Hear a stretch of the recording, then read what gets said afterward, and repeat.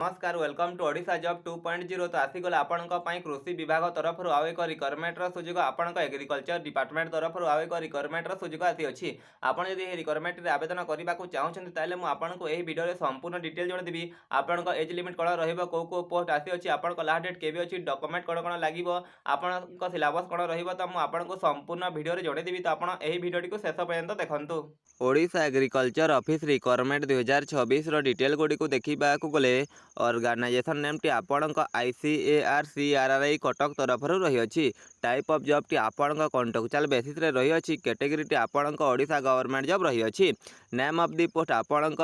यही रिक्वायरमेंट रे senior research फेलोर पोस्ट अच्छी और आपणक कम्युनिटी मोबिलाइजर पोस्ट रही एप्लिकेशन मोड आपणक वाक इन इंटरव्यू रही आप डायरेक्ट जाइए इंटरव्यू टी देकी सिलेक्शन टी नहीं पारे who can apply all Odisha candidate आप आवेदन टी करेंगे प्लेस ऑफ दी पोस्टिंग आपणक ICAR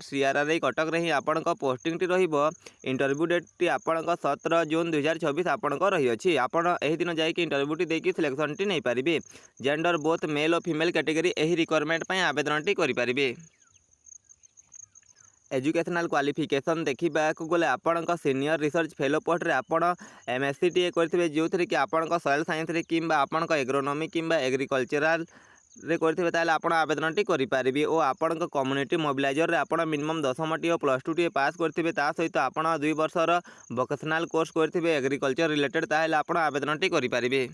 एज लिमिट देखा गले आपन रिक्वायरमेंट रे मिनिमम एज 18 वर्ष रही अच्छी और मैक्सिमम एज आपन 55 वर्ष रही अच्छी एज रिलैक्सेशन एज पर गवर्नमेंट रूल हिसाब से जदि आप OBC होते आपको 3 वर्षर एज रिलैक्सेशन दिज्व ST SC PWD होते आपको 5 वर्षर एज रिलैक्सेशन टी दिज्व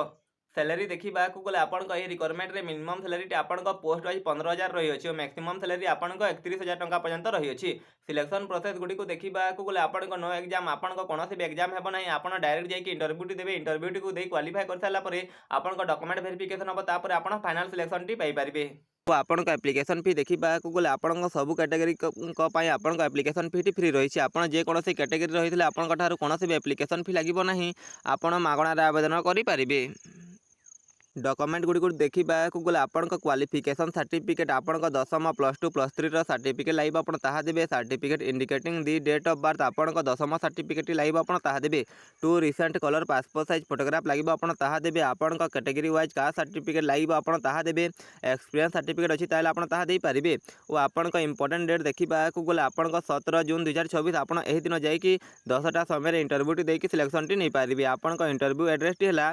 ICAR कटक ओडिशा आपड़ यही एड्रेस रे जाइए इंटरव्यू टी देकी सिलेक्शन टी नहीं पारे और आपन यही रिक्वायरमेंट ऑफिशियल PDF लिंक मुझे टेलीग्राम ग्रुप रे अपलोड करदेवी तो आप डिस्क्रिप्शन को विजिट करके टेलीग्राम ग्रुप टी जॉइन करने जॉइन कर सारापर ऑफिशियल PDF और एप्लिकेशन फॉर्म टी डाउनलोड करके आप जाइए इंटरव्यू टी देकी सिलेक्शन टी नहीं पारे आप लिंक उपर क्लिक करके ऑफिशियल PDF टी डाउनलोड करेंगे मुझे डिस्क्रिप्शन रे लिंक टी देदेवी आपन को वीडियो रे किसी इन्फॉर्मेशन मिली ताले आप वीडियो टी लाइक करके आम चैनल को सब्सक्राइब करदेवे रोची धन्यवाद।